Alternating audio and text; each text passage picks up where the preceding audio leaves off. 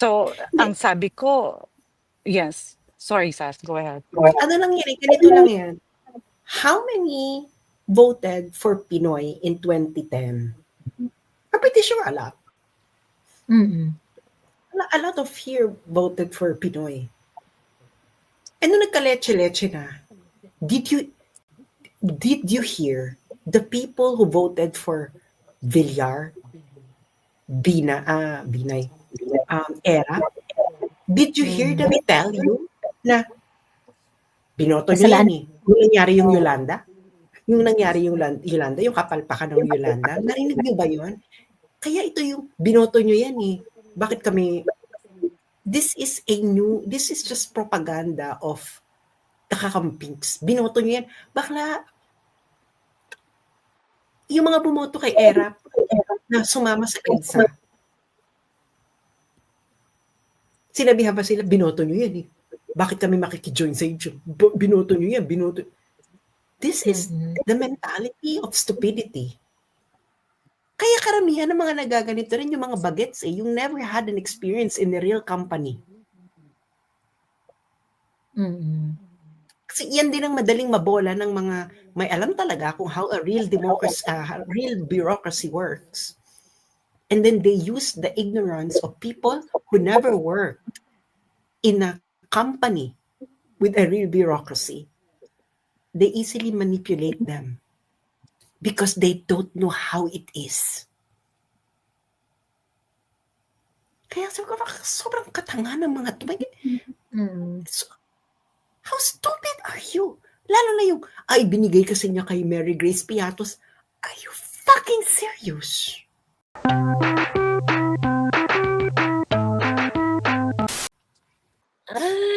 Di ba umamin ka? Yun talaga yun. Hindi totoo lang. Yung mga sobrang bobo nyo, do you actually have a job? Have you ever worked in a real company? Have you ever traveled abroad? Actually, have you ever been outside? What was the farthest area you've ever been in your life besides your barangay? What kind of life what kind of people you have ever met in your life besides your kamag-anak?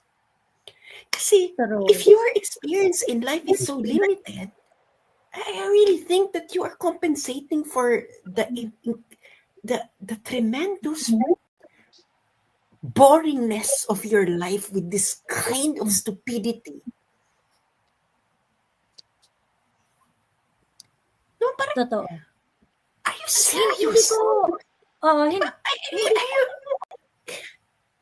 masyadong madudugas yan. Kasi prescribe yan eh. May prescription yan po kanyang mga... Ako talaga, Philstar is malicious in doing this. Parang, what is your point in showing the acquisition of an office? Parang, is this so scandalous? That the office of the second highest official in the country has to have all this equipment. Again, sino mga nagugoyo nito? Never had an experience in a real company. Would you really think na the office of the second highest official in a company below the CEO would have to have an office like a operations manager? Are you that stupid? You never had a real experience in life. Oo. Sabi ni Moment of Inertia, laptop ko nga 200k plus, ordinaryong student lang ako, ganyan. Ayan, yung laptop, 3,219,000. So, parang 120 million per laptop yung computation. Hello? Ganun. So, ano ina-expect yung laptop ng government official na merong scientific application and data? So, seriously, like, again, have you ever worked in a real company? Sobrang tanga. Hindi ba? Kaya nga, I'm pretty sure if this is real life, if we don't know each other's politics, tapos ma-meet kita at ganyan ka makikipag-usap sa akin, I'm pretty sure I will say, I will have a white lie telling you na, oh, I'm sorry ha, I'm sorry, gusto ko umihi. Because I don't want to talk to you. True. Patingin nga ng expenses, yung laptop. Yung laptop, teka. Eto, yung laptop daw is 13 units of laptop, 3,916,000. So, parang 300,000 daw each. Ayan, teka. COA audit report shows the OVP acquired 13 units of laptop worth 3.9 million in total or about 300,000 pesos each. But this is incorrect. Ayun pala, kinorek naman pala ng Philippine Star eh. But this is incorrect, which says it had submitted a summary that mistakenly referred to 12 donated photocopies and a desktop computer as 13 laptops. So you're that photocopiers to. stupid. Oo, So, ibig sabihin, photocopier. they're that stupid. So, ibig sabihin, they're that stupid. They don't read. Parang, Bex, you are that stupid. Ikalawa, bakit ka naloloka sa CCTV na 200,000 each? How much is 200,000 in dollars?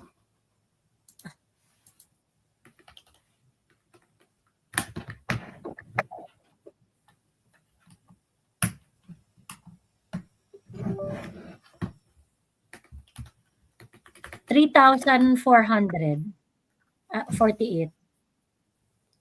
Why are we converting this? Why are we converting this in dollars? Because we import this kind of tech. Ano ba sa tingin ninyo ang CCTV camera na appropriate sa second highest official of the country? Yung yung camera ninyo sa ano? Sa bahay ninyo? Again, please do not, you are just so stupid.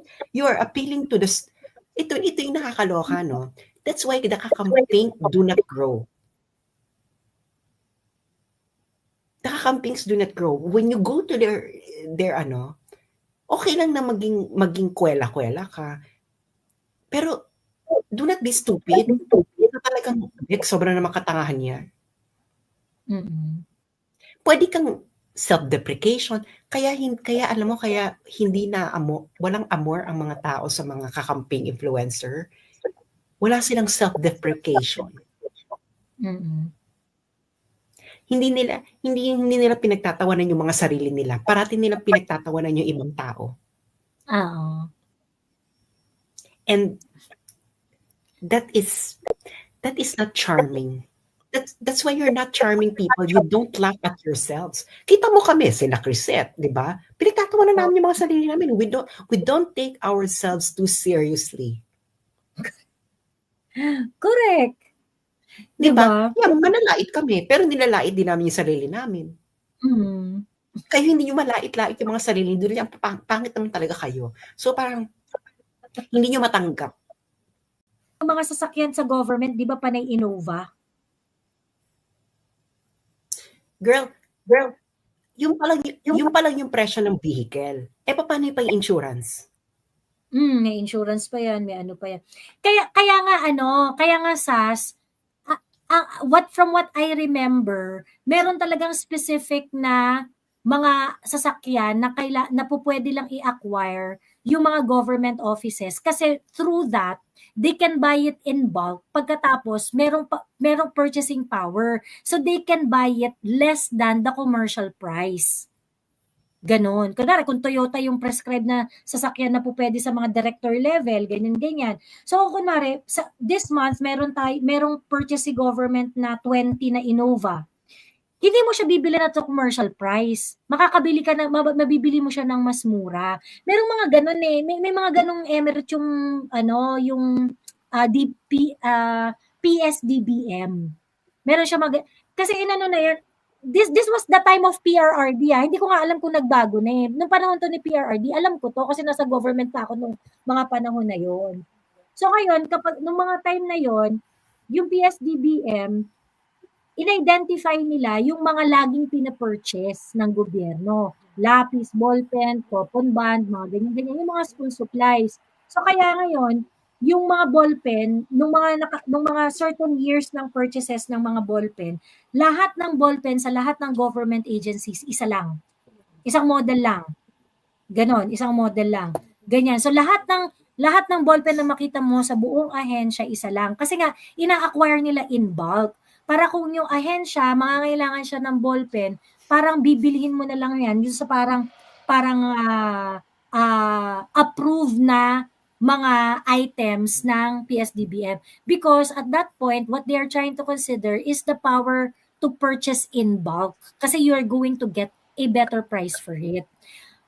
From what I can remember, merong ganon sa school supplies, merong ganon sa sasakyan, sa mga motor vehicles. At huwag kayong tatanga-tanga, ang motor vehicle, hindi yun motor. Okay? Hindi yun two wheels na motor. Pag sinabing motor vehicle, hindi ibig sabihin nun motor, hindi ibig sabihin nun Ducati, mga tanga. 13 units of laptop. 13 units of laptop at 3.9 million. Okay.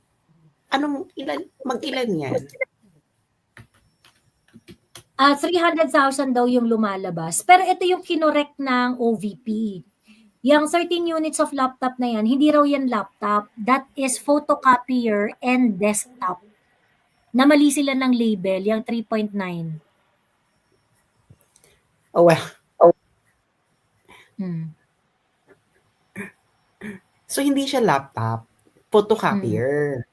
Meron diyang may nasama diyang photocopier. Okay. Ang photocopier, sas mahal. Bumili kami ng photocopier ng dati sa tindahan ng nanay ko, halos 500,000 yan. Ang isa. Ako, you know what? When I saw this,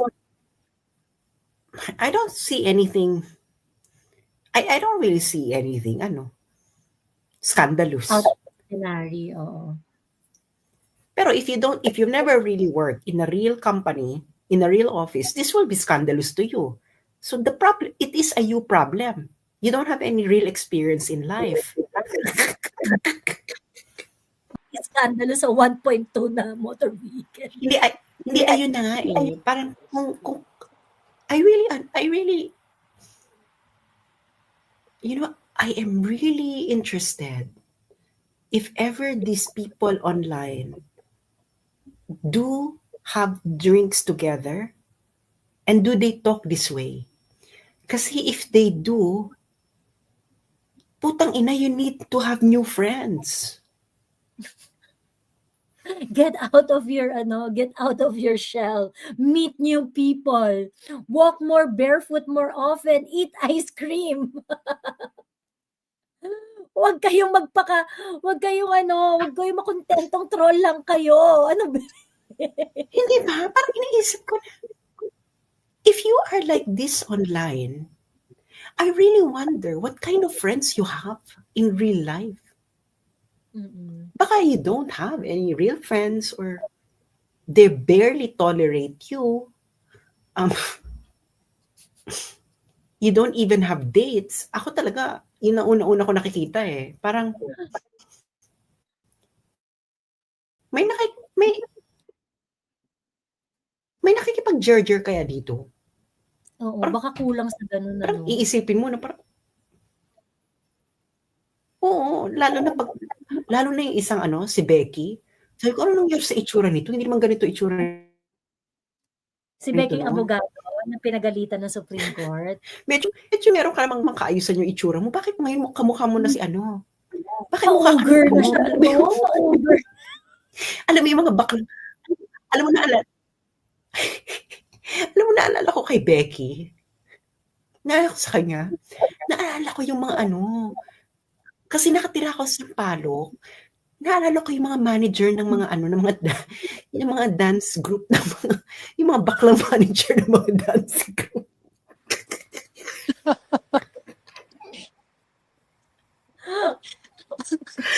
Iniisip ko, bakit mukha ka ng baklang tumatambay sa isitan?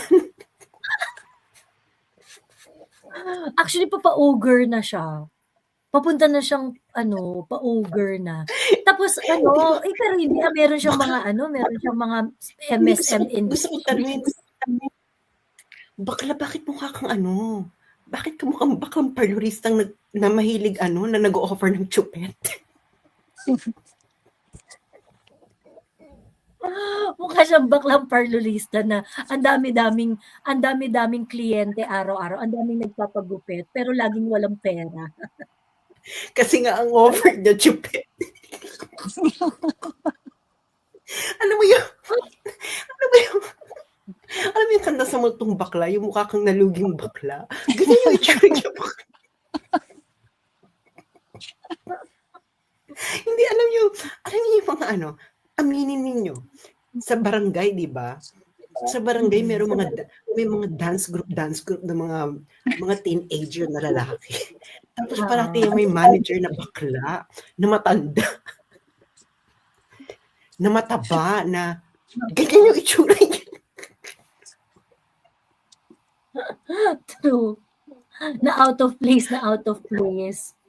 Bakla mukha kang manager ng mga Bakit ka mukhang manager ng mga dance group sa barangay?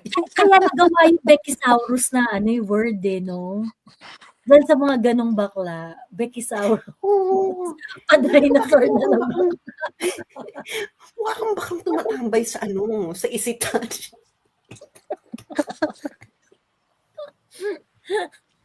Ayun. Miss Joey, na topic na ba yung Cayetano versus Escudero versus Gatchalian? Na gusto niyo talaga na mag-alaga ng aso? Sino ba nagrereklamo na walang animal shelter ang Davao City? Yung mga yung mga kumakampi dun sa Happy Animals Club. Na yung animal shelter daw na plano ng Davao City, ang tagal na daw na plano, bakit wala pa daw ba't hindi pa daw napapatayo hanggang ngayon? Okay. And taga saan tong Happy Animal? This is a Davao-based shelter. It's a Davao-based shelter. Yung bata, yung may-ari niyan is the father of the kid who went viral years ago dahil na-discover daw ng tatay niya na sinisave pala niya yung allowance niya. Pagkatapos, every weekend, umiikot siya dun sa village nila, nagpapakain siya ng stray animals. So, siguro mga 13 years ago na yan, 14 years ago. Ganyan. So, ngayon, meron na silang animal shelter. Okay, so,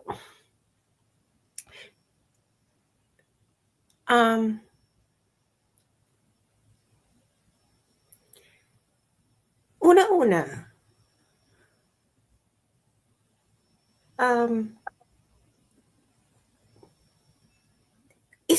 does it need to be prioritized? Just because it is good to have an animal shelter, the question is does it need to be prioritized? Yeah, may plano, but the thing is, in real decision making, ayun na naman kayo, mga katangahan ninyo naman. Have you ever engaged in real decision making in life? Bakla, how many plans you ever had in your life, and how many of them never actualized? Bakla, it's the same thing. It's the same logic. It's the same. It's the same process in companies, in governments, etc. Okay. Ikalawa,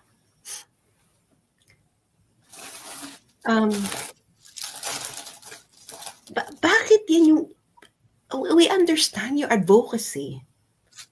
Yeah, kaya ka nga nagtayo ng animal shelter. Pero again, why is your issue the one that needs to be prioritized in Davao City? Seriously.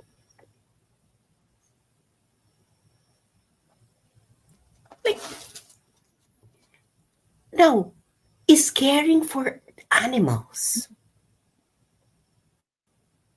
only achievable by having an animal shelter? Or do you need to actually have laws like requiring people to actually register the animal, go to vet, have this some sort of services? Kasi if you fixate on a particular solution, baka naman kasi the same goal can be achieved through other means without necessarily doing the animal shelter. Kasi kung wala namang issue sa Davao City na tumataas ang rabies, Correct. So why do you need to have an animal shelter? ibig sabihin, animal problems are not a real problem Mm. in Davao City. Kasi ako talaga, yan ang number one reason kung bakit ka nakakaroon ng shelter. No? Kasi a lot of Maraming animals irresponsible get pet sickness, owners. nagkakalat sila ng sakit. Ha? Meron kang irresponsible And pet you want to owner. make sure that the irresponsible pet owners, etc. Diba? Ngayon, is irresponsible pet ownership a huge problem in Davao City? Bakla na kailangan tayong, oy mga bakla, ayusin na natin to kasi ang dami ng stray animals. Ano na tayo, girl, nagbuka na tayong jungle. Ganyan na ba ang problema sa Davao City? Kasi bakla, if it's not, bakla the money is better spent on something else. Like pambili ng public buses.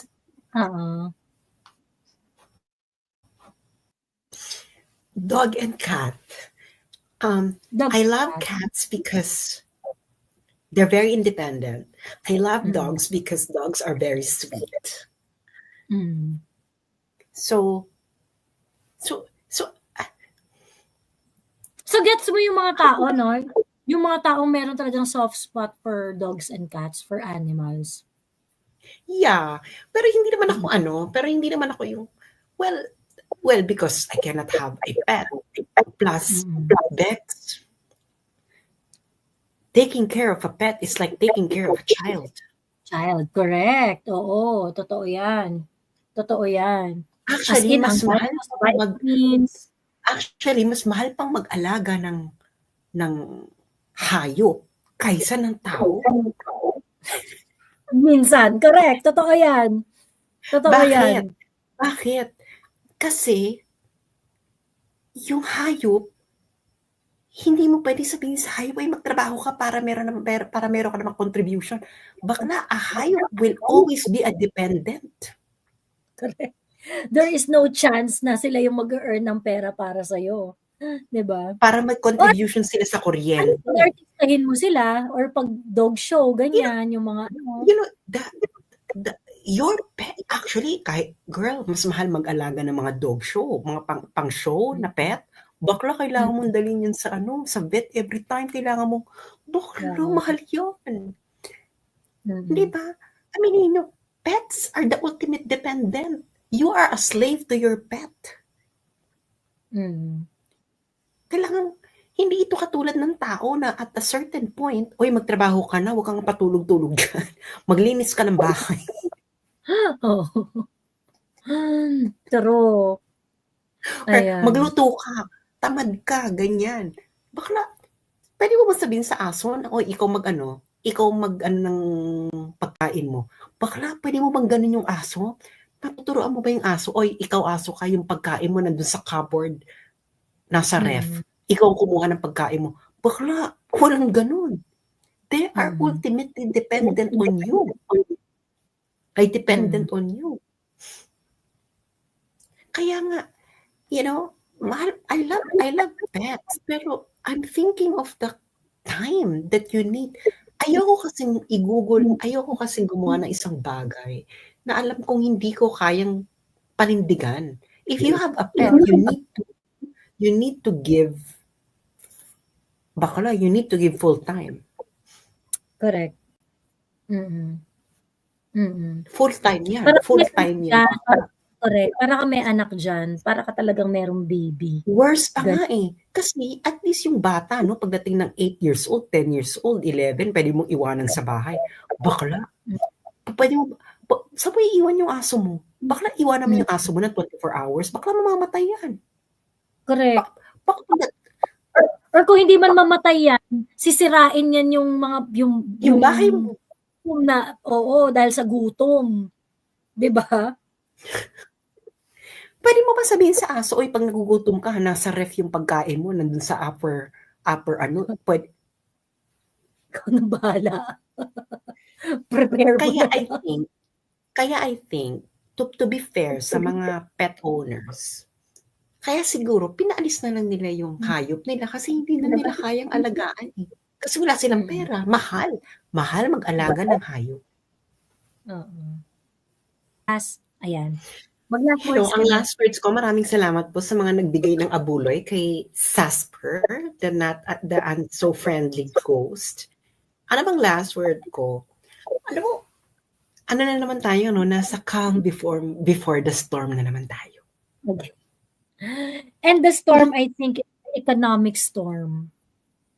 Di ba, parati na lang tayong ganyan, yung may calm, tapos biglang, ay, bakit nag-aaway na sila? True. I think there's going to be more bardagulan. For sure. So, ang sabi ko, yes. Sorry, Sas, go ahead. Ano lang yan, ganito lang yan. How many voted for Pinoy in 2010? I'm pretty sure a lot. A lot of here voted for Pinoy. And nung nagka-leche-leche na, did you hear the people who voted for Villar, Binay, Era? Did you hear them tell you na binoto nyo yan eh? Yung nangyari yung Yolanda? Yung nangyari yung Yolanda, yung kapalpakan ng Yolanda, narinig nyo ba yun? Kaya ito yung binoto nyo yan eh. Bakit kami, this is just propaganda of the kakampings. Binoto nyo yan. Bakla, yung mga bumoto kay Era na sumama sa EDSA, sinabihan ba sila, binoto nyo yan eh. Bakit kami makikijoin sa inyo? Binoto nyo yan, binoto. This is the mentality of stupidity. Exactly. Issue. Hindi, ano yung mga issue? Kasi inano nila ngayon, ang pinapaikot nila ngayon, yung purchases ng OVP. Yung purchases ng OVP sa may mga motor, mga kung ano, yung mga gamit sa opisina, mga school supplies and whatever, ganyan. And then, nagkamali yata yung OVP ng pagtag dun sa isang item na ang sinabi nila motor, pero parang photocopier, supposedly yata siya, photocopier machine, something like that. For the entire OVP, there are how many satellite offices all over the Philippines ng Office of the Vice President. So, yung mga purchases. And then they make big deal out of it. Hindi, itong katarantaduhan to ng mga tao, no? Ako, when I hear that people are making use of it, una-una, one, I think these people do not understand how a bureaucracy works. Because they don't have a job.